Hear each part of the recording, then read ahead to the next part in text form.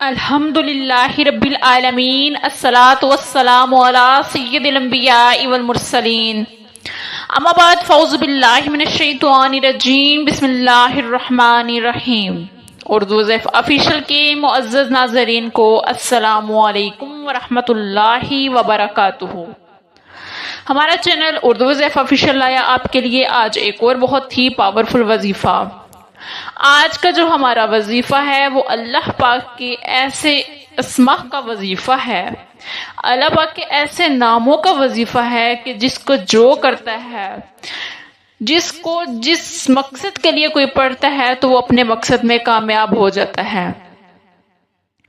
اگر کسی کو رزق میں کشادگی چاہیے، اگر کسی کو نوکری چاہیے، یا اگر کوئی بے اولاد ہے وہ اولاد نرینہ چاہتا ہے، ہر طرح کے مسئلے کے لیے، ہر طرح کی مشکلات کو ختم کرنے کے لیے اللہ پاک کے یہ نام بہت ہی مفید ہیں۔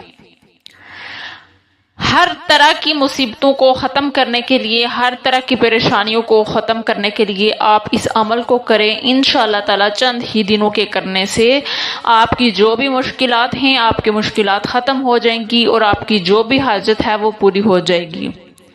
یہ بہت سے لوگوں کا آزمایا ہوا وظیفہ ہے اور بہت سے علماء نے اس وظیفے کو بتایا ہے اور ان کا بھی یہ آزمودہ عمل ہے۔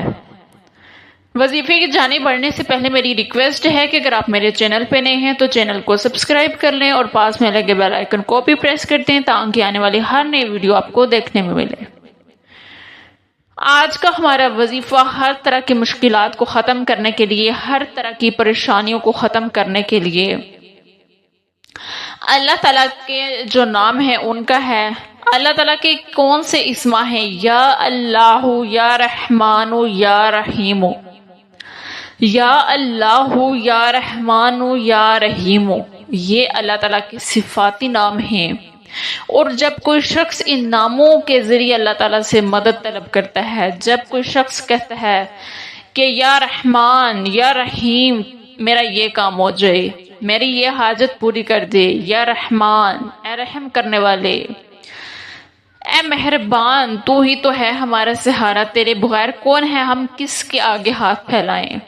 جب کوئی شخص ان ناموں کے ذریعے اللہ تعالیٰ سے مدد طلب کرتا ہے تو اللہ تعالیٰ ان کی جو بھی حاجات ہیں ان کو پورا فرماتا ہے۔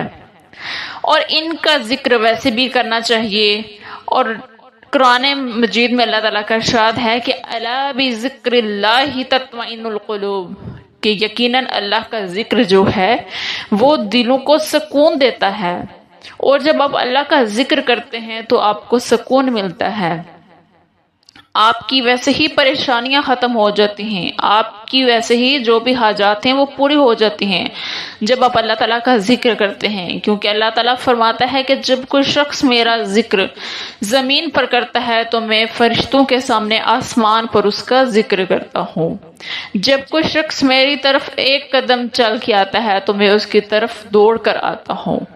تو جب آپ اللہ تعالیٰ کی طرف رجوع کرتے ہیں، اللہ تعالیٰ کو پکارتے ہیں، تو آپ کی ویسے ہی جو بھی مشکلات ہیں، جو بھی پریشانیاں ہیں وہ ختم ہو جاتی ہیں، اور اللہ تعالیٰ کی خاص رحمت ہوتی ہے آپ پر۔ اور اس وظیفے کو آپ نے صبح کرنا ہے، فجر کے بعد اور عشاء کے بعد آپ نے ایک ایک تسبیح پڑھنی ہے اس کی۔ فجر کی نماز کے بعد اور عشاء کی نماز کے بعد آپ نے اس کی ایک ایک تسبیح پڑھنی ہے۔ اول آخر آپ نے 3 دفعہ درود ابراہیمی پڑھنا ہے، اور درمیان میں آپ نے اس کی ایک تسبیح پڑھنی ہے یا اللہ، یا رحمان، یا رحیم کی۔ اور آپ دیکھیں گے کہ چند ہی دنوں کے کرنے سے آپ کی مشکلات ختم ہو جائیں گی، اور آپ کی جو بھی حاجت ہے، جس بھی حاجت کے لیے آپ وظیفہ کرتے ہیں، تو آپ کا وہ مقصد جو ہے وہ پورا ہو جائے گا۔ اللہ تعالیٰ آپ کو آپ کے مقصد میں کامیابی عطا فرمائے۔ اگر آپ کو ویڈیو اچھی لگی ہو تو لائک کریں۔ ملیں گے پھر ایک نئی ویڈیو کے ساتھ، تب تک کے لیے اللہ حافظ۔